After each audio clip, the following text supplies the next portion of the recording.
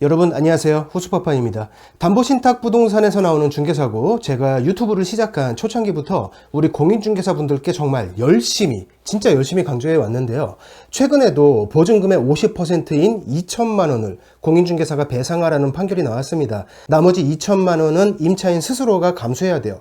보증금이 4천만 원이었으니까 그나마 좀 적은 금액이지, 담보신탁부동산에서 억대의 중개사고들도 전국 곳곳에서 현재 굉장히 많이 나오고 있습니다. 저는 실무와 전혀 동떨어진 그런 이론들만을 가지고 자격 여부를 판단하는 현재의 공인중개사 시스템과 교육에도 문제가 있지만, 우리 공인중개사들 자체에도 정말 문제가 많다고 생각해요. 최소한의 원칙을 지키지 않으면 중개사고는 당연히 발생할 수밖에 없어요. 고속도로를 무단횡단한다고 해서 다 사고가 나는 것은 아니지만, 한번 사고가 나면 정말 대형 사고입니다.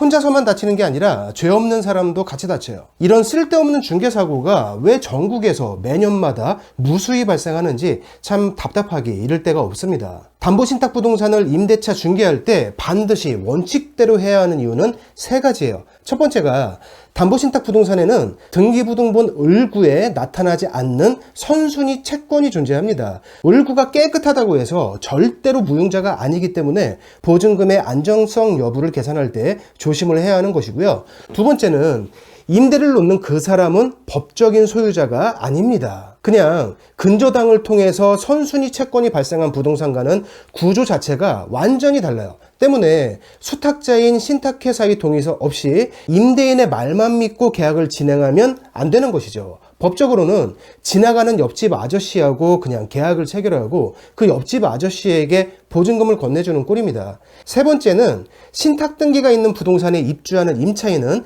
최우선 변제를 받을 수 없습니다. 신탁계약 속에 있는 우선수익자와 임대차보호법상의 소액 임차인이 싸우면 우선수익자가 이겨요. 현행법상 그렇습니다. 이런 내용들이 우리 공인중개사 교육과정에 자세히 없기 때문에 무조건 공인중개사 잘못이라고는 볼 수 없지만, 계약을 하려는데 모르는 게 있다면 확인해보고 알아보고 좀 두드려가면서 진행해야 하는 것이 맞죠. 담보신탁부동산에서 임대차 계약을 진행할 때 필수적으로 필요한 서류가 수탁자인 신탁회사의 서면 동의서입니다. 이걸 받는 과정은 절대로 어렵지 않아요. 그냥 임대인이 신탁회사 담당자한테 전화만 한 통하면 발급됩니다. 절차가 복잡하거나 서류가 복잡하지도 않죠. 신탁회사의 직인이 찍혀있는 종이 쪼가리 단 한 장입니다. 이 한 장으로 사고를 피해갈 수 있는 거예요. 임차인도 수천만 원을 손해보지 않게 되고 중개사도 수천만 원을 물어주지 않아도 됩니다.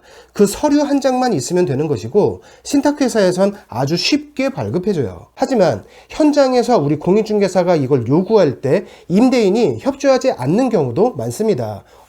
내가 그냥 잠깐 맡겨놓은 거라서 그런 거 없어도 괜찮아, 그냥 믿고 계약해도 돼, 이렇게 얘기하고 잘 협조해주지 않죠. 본인이 주인인데 믿지 못하고 서류를 요구한다는 그 사실 자체에 임대인의 자존심이 상하는 거예요. 한 번 더 요구를 하면 짜증을 냅니다. 그러면서 이렇게 얘기하죠.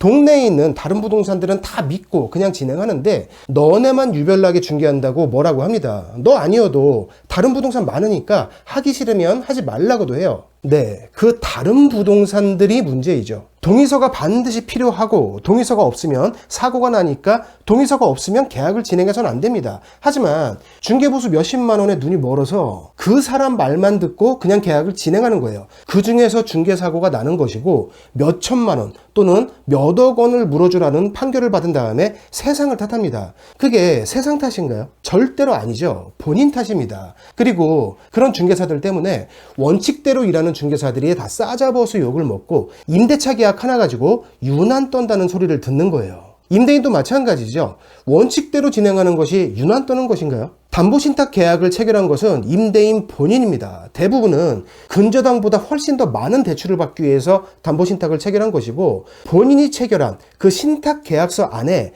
신탁회사에 서면 동의 없는 임대차 계약을 금지한다는 내용이 분명히 있어요. 그러면 본인 스스로 체결한 그 신탁계약의 내용에 따라서 공인중개사가 동의서를 요구할 때 해주는 게 당연한 겁니다. 거기서 자존심을 왜 부리나요? 그러면 원칙대로 동의서를 받아주는 다른 임대인들은 다 자존심이 없는 겁니까? 일부의 임대인들이 이상한 성향을 갖고 있고 일부의 공인중개사가 대충 일을 하죠. 그리고 그 욕은 항상 전체가 먹습니다. 우리 공인중개사들도 좀 정신 차릴 필요가 있어요. 중개보수 30만 원 받고 5, 6천만 원 물어주게 됩니다. 중개보수 60만 원 받고 1억 원 이상을 물어주는 그런 일이 지금도 전국에서 수도 없이 발생하고 있어요. 모두 다 안일해서 발생하는 사고입니다. 나는 동의서 없이 계속 진행해 왔는데 여태까지 사고 난 적 한 번도 없다고요? 네, 축하드리고요. 지금까지는 운이 정말 좋았어요. 그런데 그 운이 계속 가지는 않을 겁니다. 이건 제가 뭐 저주를 하는 게 아니라 확률상 그래요. 음주운전을 10번 해도 한 번은 걸립니다. 11번째에 걸릴 수도 있지만 2번이나 3번째에 걸릴 수도 있고요.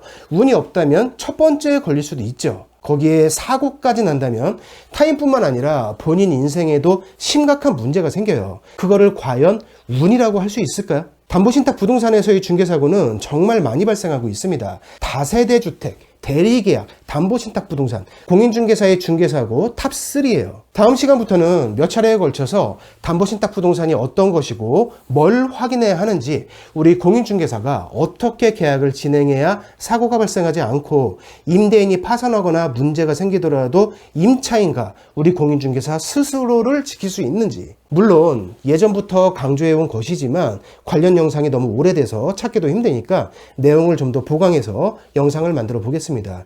우리 업계에는 이런 말이 있어요. 10년 번 거 한 큐에 날린다. 그 한 큐가 최소 몇 천만 원입니다. 우리 공인중개사분들 다음 영상 꼭 체크하시고 안전한 계약 진행하시기 바랍니다. 오늘 영상은 여기서 마칠게요. 다음 영상에서 계속 뵙겠습니다. 고맙습니다.